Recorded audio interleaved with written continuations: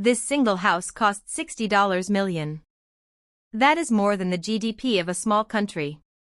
Today, we are going inside to see what $60 million actually buys you, including a basement feature that literally blew my mind.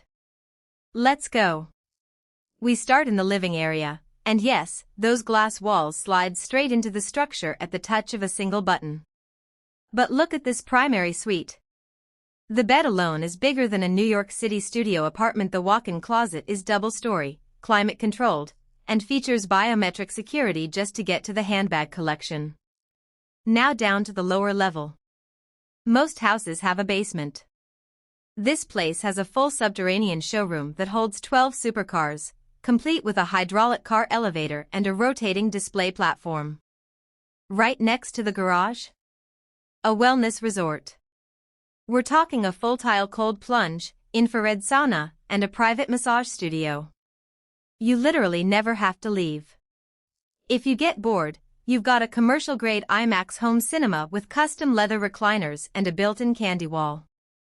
Outside, the pool wraps around a sunken fire pit where you're literally sitting below the waterline while keeping warm. Plus, a fully equipped chef's kitchen right by the pool. And here is the absolute wild card. See this bookshelf?